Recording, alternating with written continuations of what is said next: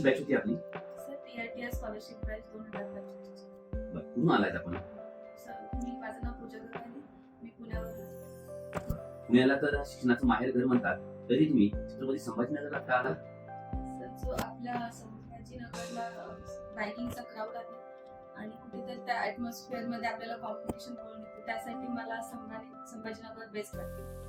Sir जे मी युट्यूबला ह्याच्या आधी फॉलो करायचे, कुठेतरी माझं ड्रीम होतं की मला फातिमा मॅम, शुभम सर आणि यश सरांचं गायडन्स पाहिजे आणि ती माझी क्युरियोसिटी पण होती त्यांच्या गायडन्स खाली माझं सिलेक्शन हवं, कारण जे मी ह्याच्या आधी फेस केलं होतं ते माझं झालं नव्हतं आणि मला हा बेस्ट ऑप्शन वाटत होता की ह्यांच्या गायडन्स खाली माझं सिलेक्शन होणार आणि माझं सिलेक्शन झालं.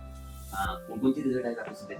सर माझं आरआरबी पीओ प्रोबेशनरी ऑफिसर महाराष्ट्रामधून झालं आहे आणि स्टेट बँक ऑफ इंडियामध्ये ॲज अ ज्युनियर असिस्टंट झालं. मनामध्ये काही भीती होती, कारण रिझल्ट फार टफ आला म्हणून ऐकलं होतं. यस मग यावेळेस कसं आपण गेला त्या फेज मधनं?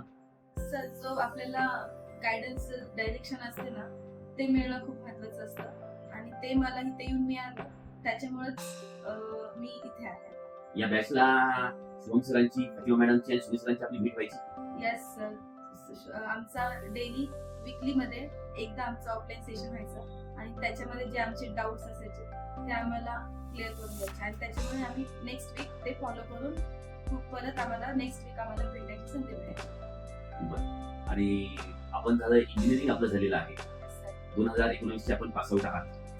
मग त्याच्यानंतर जो पिरियड आहे 5 ते 6 वर्षाचा, ते इथे आपण काय केलं? सर आधी तर इंजिनिअरिंग बॅकग्राऊंड असल्यामुळे मी आयटी चूज केली होती. बरोबर. मग जे 2 वर्ष कोरोनाचं कळालं तेव्हा जे फॅमिली प्रॉब्लेम होते त्याच्यामुळे काही अभ्यास केला नव्हता. नंतर 2022 पासून मी बँकिंगसाठी प्रिपरेशन चालू केलं. मग 22 आणि 23 मी बँकिंगचे एक्झाम दिले, पण तिथे गायडन्स नव्हतं, त्याच्यामुळे फर्स्ट इयरला तर माझे निगेटिव्ह मार्किंग मध्ये सुद्धा गेले होते मी आणि नेक्स्ट इयर मी प्रिलिम्स पासून मेन्सला पोहोचले, पण त्या दरम्यान जो 5 वर्षाचा गॅप झाला होता तो कव्हर करण्यासाठी घरचे जॉब कर म्हणून बोलत होते आणि त्याच्यामध्ये मी एक फॉरेस्ट गार्डची एक्झाम दिली होती आणि तेव्हा मी फिजिकल साठी तयारी करत होते. त्याच्यातच पोलीस भरती आली. 2024 हा माझा पूर्णपणे पोलीस भरती आणि फॉरेस्ट गार्डचं करण्यात गेला आणि नंतर मग जेव्हा माझा पोलीस भरतीचा सुद्धा रिझल्ट आला नाही तेव्हा मी खचून गेले होते, पण मला टीआरटीआयचा मेसेज पडला की तुमचं IBPS मध्ये सिलेक्शन झालं आहे आणि तेव्हा कुठे मग जे मला एवढ्या वर्ष गायडन्स पाहिजे होता तेव्हा मला शुभम सर क्लास आठवला आणि मी शुभम सरला सिलेक्ट केलं होतं. जर आपण बाकीच्या क्लासेस आणि जी बार्टीची बॅच आपण जॉईन केली होती, टीआरटीआयची बॅच आपण जॉईन केली होती, याच्याबद्दल काय सांगू शकता? कशी बॅच होती आपली आणि याचा काय फायदा झाला?